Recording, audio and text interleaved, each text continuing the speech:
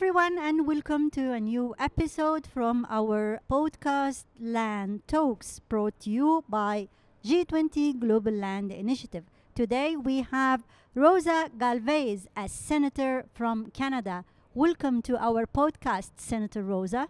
Hello, Somaya. So happy to have Thank you you. here. So let's talk a little bit about yourself. Could you please introduce yourself to our audience? Yes, sure. It's been 8 years. I am an independent senator at the Canadian Parliament, but before that, I had 39 years in academia, in engineering, teaching students how to become environmental engineers, whether in doing impact assessment of civil engineering projects, and then on remediating lands that were old mines that needed to be refilled and find another use for these lands.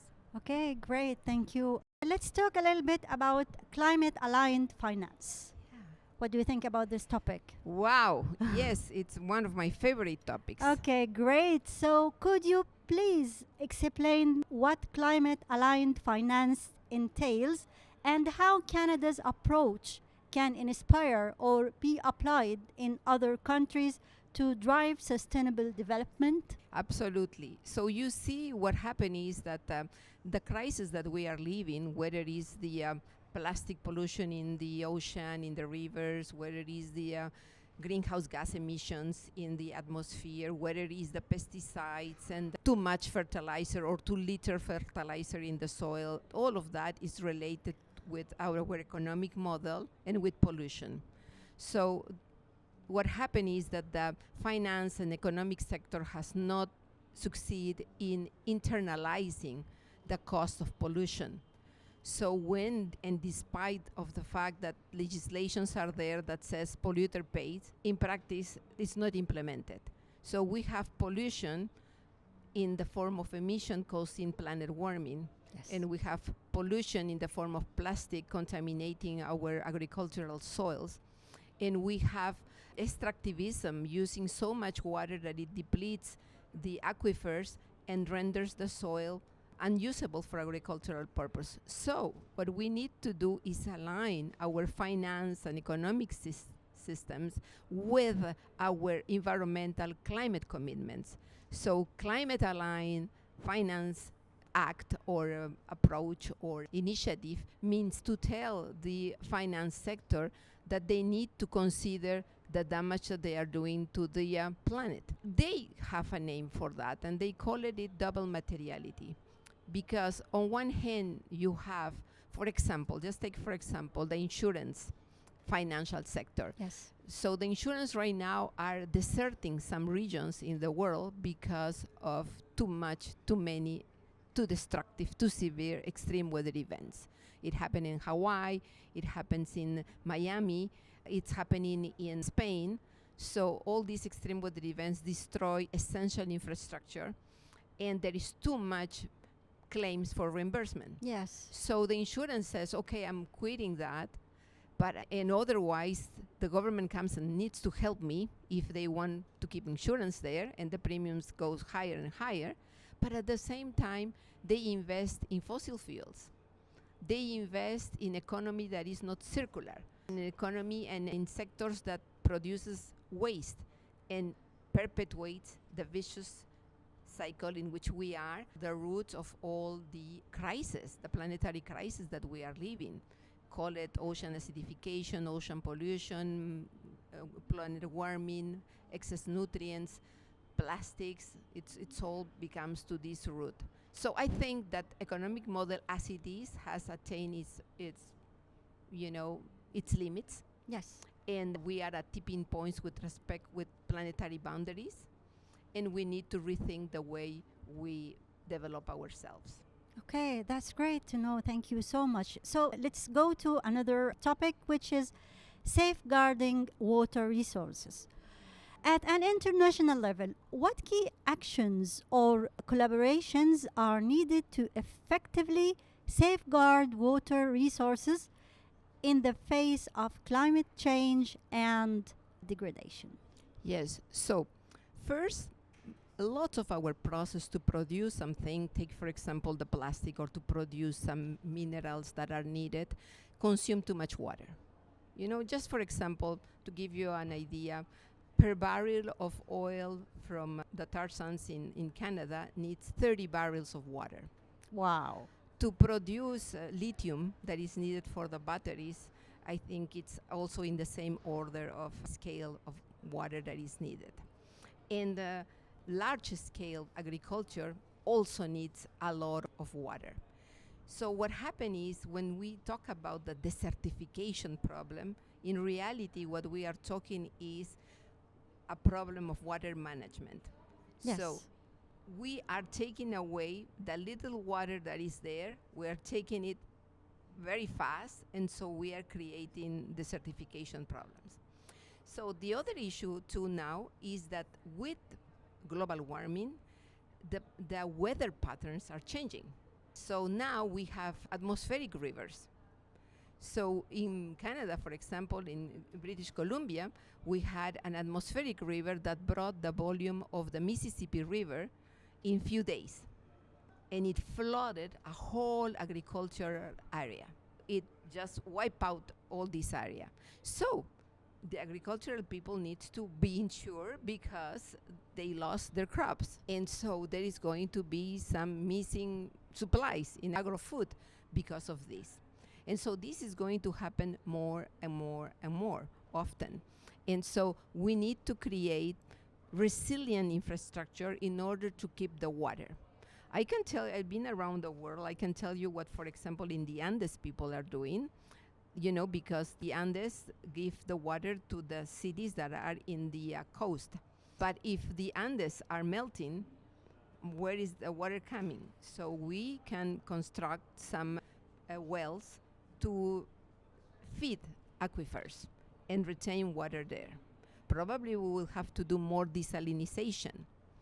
And probably we will have to have, for example, hydroelectric that works with basins and dams. Then probably they will have to play a role, or they will have to adapt to the new situations. Okay, thank you so much. This was very important to know. Thank you for highlighting this.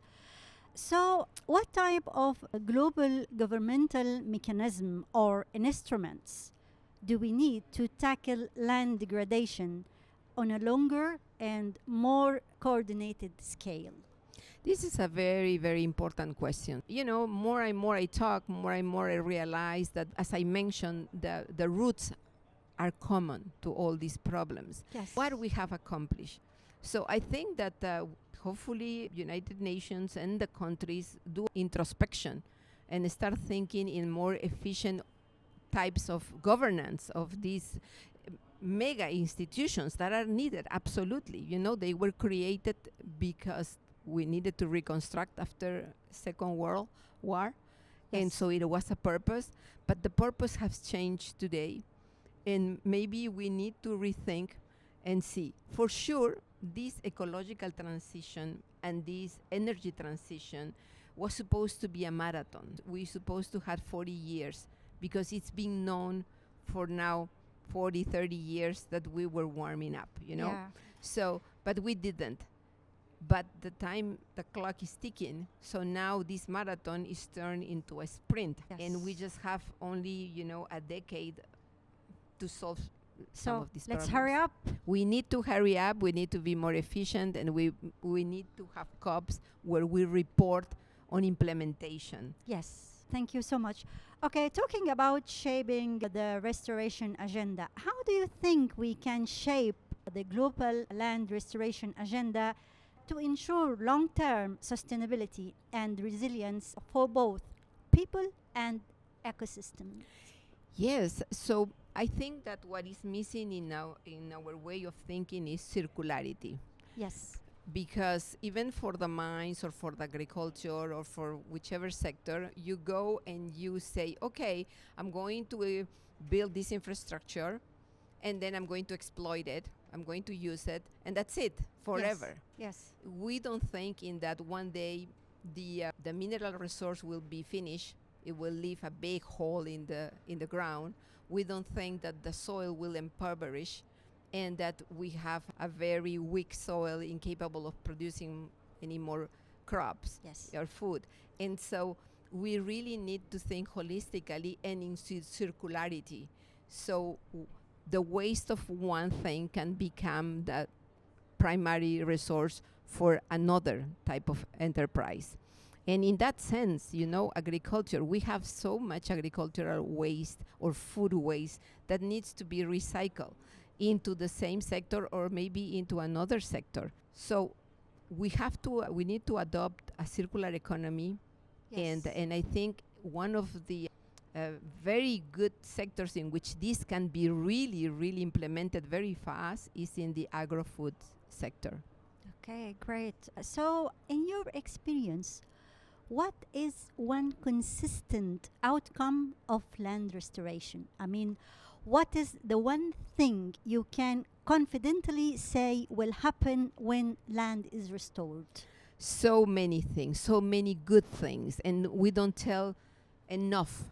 First, I'm here to hear. Yes. So first, we destroy the ecosystems that can come back. Ecosystems can come back. When we have these habitats that are now working again as they used to, they will bring biodiversity. And biodiversity will bring another type of economy. You have to know that every economical activity and our economic success is based in nature. When you look at a nation GDP, you have to know that it's based in either natural resources, you Yes. call it the mineral or the oil, whatever. Then it's based on biodiversity because we have crops and things that we export, either plants or animals. And then is based in ecological services. I use this example of my own province, Quebec. So in Quebec, we have the maple tree. A maple tree produces maple syrup. I And love maple syrup. yes, it's so good with crepes. And Quebec owns 90% of the whole world market on maple syrup. Wow. So can you imagine if something happened to the maple tree in Quebec? Yeah. So this is biodiversity. Now, originally I come from Peru. Yes. I live in Canada. We eat 5 types of potatoes. But I know in Peru there are 5,000 types of potatoes. Amazing. Amazing. Yeah. So economy is based on biodiversity, ecological services, and just to complete, ecological services. So again, I live in Quebec where 90% of our electricity is hydro electricity. But why is that possible? It's because we have mega rivers where we can store lots of water and then with the turbines create hydroelectricity. Yes. So all of Quebec economy, is 70% or 80% based on nature. So I'm not saying that we have to give value to nature in an economical sense, because I think that's where the problem sometimes starts. But we have to recognize, and maybe it is giving a personhood to nature bodies. So a restored land that brings back life, if we protect it with law, through law, being a protected biodiversity or habitat. And it's exactly as we do for corporations. Yes. Why we are so surprised? Yeah. Why a corporation has more rights than a person or than nature? Because they have laws. Because laws. Yeah. So that's the importance of parliamentarians. Yeah. And we have to raise the awareness of this among parliamentarians of the world in order to make through this mind shift that we must absolutely have. We cannot go and put in band-aids here and there and be firefighters all the time and, just turn off fires right and left. Thank you so much. This conversation was very, very fruitful, and I don't want it to be ended, but unfortunately we came to our end. Allow me, dear audience, to thank Senator Rosa Galvez. Thank you so much for being with us today. It was such an honor. And dear audience, please stay tuned for more and more podcasts coming from the G20 Global Land Initiative. Bye bye for now.